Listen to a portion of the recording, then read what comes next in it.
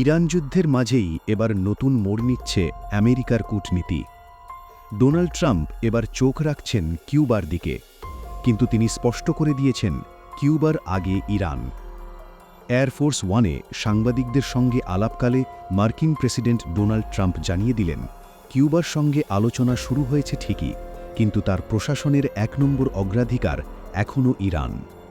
ট্রাম্পের ভাষায়, আমরা কিউবার সঙ্গে কথা বলছি, তবে কিউবার আগে আমরা ইরানের বিষয়টি মোকাবিলা করতে যাচ্ছি। গত শুক্রবার কিউবার প্রেসিডেন্ট মিগুয়েল দিয়াজ কানেল নিজেই নিশ্চিত করেছেন যুক্তরাষ্ট্রের সঙ্গে আলোচনা চলছে।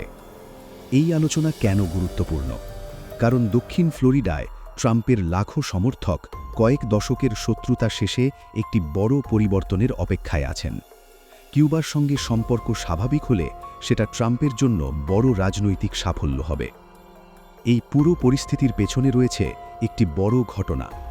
ভেনেজুয়েলার সাবেক প্রেসিডেন্ট নিকোলাস মাদুরোকে মার্কিন সামরিক বাহিনী অপহরণ করে বিচারের জন্য যুক্তরাষ্ট্রে নিয়ে আসার পর থেকেই কিউবার ওপর চাপ বেড়েছে।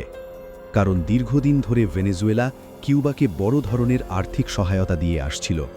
মাদুরোর পতনের পর সেই সহায়তার পথ বন্ধ হয়ে যাওয়ায় কিউবা এখন অর্থনৈতিক চাপে। ট্রাম্প তার বক্তব্যে শুধু আশার কথা বলেননি, হুঁশিয়ারিও দিয়েছেন। তিনি দৃঢ়তার সঙ্গে বলেছেন, আমি মনে করি আমরা খুব শিগগিরই একটি চুক্তিতে পৌঁছাব, অথবা আমাদের যা যা করার প্রয়োজন আমরা তাই করব। এই তাই করব কথাটি অত্যন্ত তাৎপর্যপূর্ণ।